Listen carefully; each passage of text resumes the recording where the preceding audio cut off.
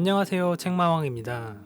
지난 오버뷰 편에서는 참을 수 없는 존재의 가벼움의 줄거리와 핵심을 말씀드렸었죠. 그런데 워낙 다양한 관점과 주제로 대화할 수 있는 책이라서 그것만으로는 제 성에 차지 않더라고요. 그래서 키워드 편과 캐릭터 편을 추가로 계획했습니다. 키워드 편에서는 참을 수 없는 존재의 가벼움에서 제가 주로 주목했던 단어들을 다룹니다. 말씀드렸다시피 얘기하고 싶은 것들이 너무나 많은 책이기 때문에 일단 7, 8개 정도를 뽑아봤습니다.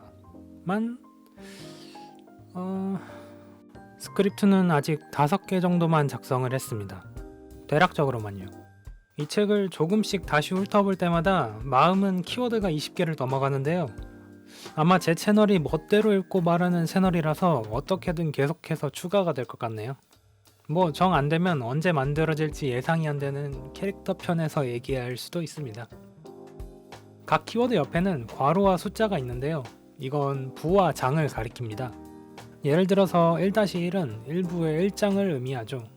즉 일부인 가벼움과 무거움의 1장을 말합니다. 페이지가 각 책마다 다르기 때문에 이 부와 장을 참고하시고 책을 찾아보시면 좋을 것 같습니다.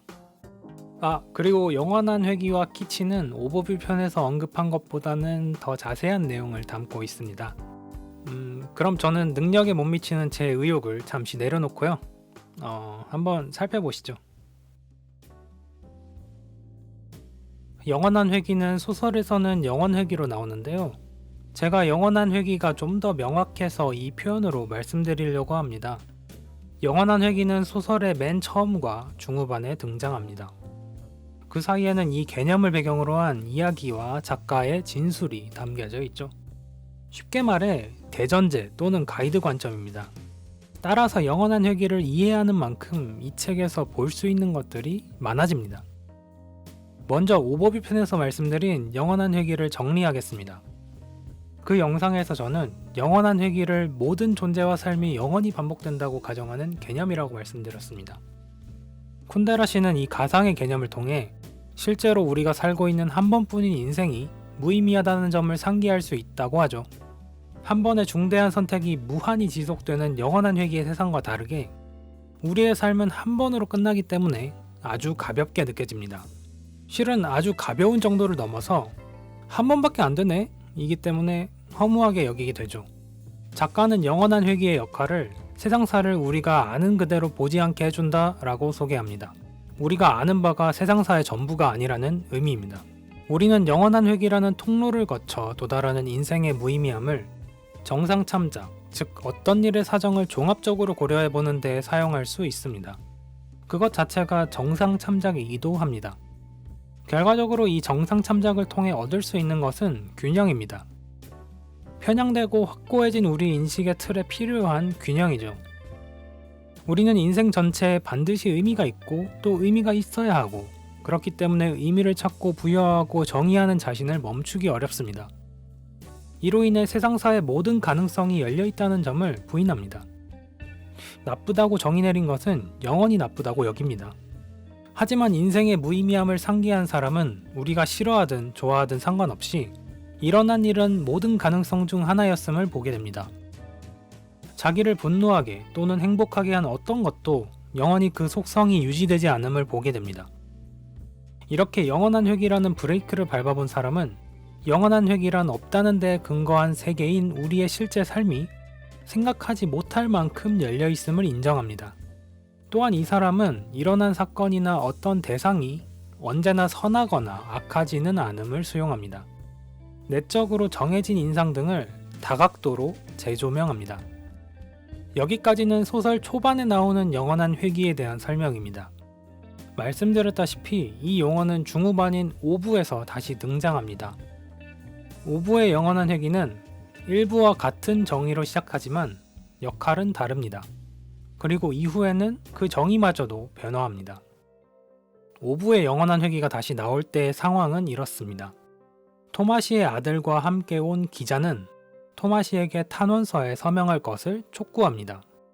토마시의 아들은 서명을 하는 게 의무라고까지 말하죠.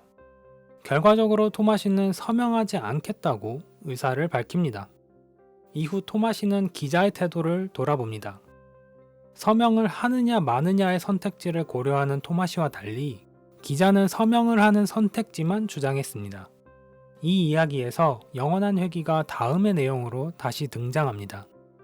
그는 자신이 하는 일이 영원 회귀 속에서 셀 수 없을 정도로 무한히 반복되어야만 한다는 듯 행동했으며 자신의 행위에 대해 한 번도 의심해 본 적이 없는 것이 틀림없다. 영원한 회귀는 삶의 무의미함을 상기시키는 역할을 맡았었습니다. 쿤데라시나 토마시가 여러 선택지 중에서 하나를 고를 때에 대전제로서 작용을 했죠. 그렇지만 이곳에서는 그 기준을 채용하지 않는 일부 사람들의 태도를 묘사하는 데 쓰입니다. 토마시를 설득하러 온 기자는 가상의 개념 영원한 회귀를 통해 실제 삶에서의 의의를 찾으려 하지 않습니다. 도리어 실제 삶에서 그 가상의 개념을 사실인 것 마냥 받아들이고 살아갑니다. 그의 말에는 어떤 선택을 할 것이냐에 대해 본질적인 고민 없이 이 선택은 영원히 반복되어야 하는 절대적으로 좋은 미덕이다 라는 주장을 담고 있죠. 줄임말로 답정너의 태도라고 할 수 있습니다. 살짝 하나만 더 추가하자면요. 추후에 다른 영상으로 다룰 예정인 공정한 세상 가설을 지닌 태도라고도 할 수 있습니다. 물론 단순하게 보자면 기자의 주장이 옳을 수도 있습니다. 옳게 보이기도 하고요. 자유를 억압하는 세력에 맞서서 본인들이 할 수 있는 최고 또는 최선이라고 여겼을지도 모릅니다. 6부 21장에서 기자의 입장을 좀 더 자세하게 볼 수 있죠. 그렇지만 그 선택이 인생의 절대적인 선이라는 관점을 한 번이라도 의심해보지 않은 이상 기자의 주장은 진리의 영역에 들어설 수 없습니다. 애초에 인생의 의미와 무의미를 다 고려하지 않은 생각은 부분적일 수밖에 없고 따라서 보편적인 진리가 될 수 없는 것이죠. 무한히 반복되어야 마땅한 것이 되려면 영원한 회귀를 통해 인생의 무의미함을 가정해서 돌아봐야 했는데요. 도리어 기자는 영원한 회귀라는 미로에 갇혀버렸습니다. 영원한 회귀는 뒷장인 16장에서 새롭게 정의됩니다. 일부와 다르게 이 새로운 정의는 우리의 2회차 인생이 펼쳐지는 행성과 1회차 인생에서의 경험과 기억을 유지한다고 가정합니다. 이후 3회차, 4회차 등의 인생에서도 이전 회차까지 쌓은 경험을 보유한다는 방식입니다. 기억을 보존한 채로 새로운 인생이 펼쳐진다면 인간은 계속 성숙할 것이고 밑그림이 아닌 완성된 그림을 언젠가는 그릴 수 있을 거라 기대할 수 있습니다. 이 새로운 가정을 기반으로 비관주의와 낙관주의가 탄생한다고 쿤데라시는 이야기합니다. 아무리 기억을 유지하더라도 온전함에 이르지 못할 거라는 비관주의와 몇 번째 행성에서는 그 목표에 도달할 것이라는 낙관주의 말이죠. 사실 경험을 그대로 가져간다는 가정 자체가 영원한 회귀와는 크게 맞지 않아 보입니다. 애초에 영원한 회귀는 음악을 구간 반복하듯이 똑같은 게 무한히 일어나는 것이기 때문이죠. 그저 5부 16장의 영원한 회귀는 형태가 다르더라도 삶과 죽음 자체가 반복되는 정도로만 충족할 뿐입니다. 저는 그래서 이 5부 16장의 영원한 회귀를 1부와 전혀 다른 것으로 여기고 있습니다. 아직까지는요.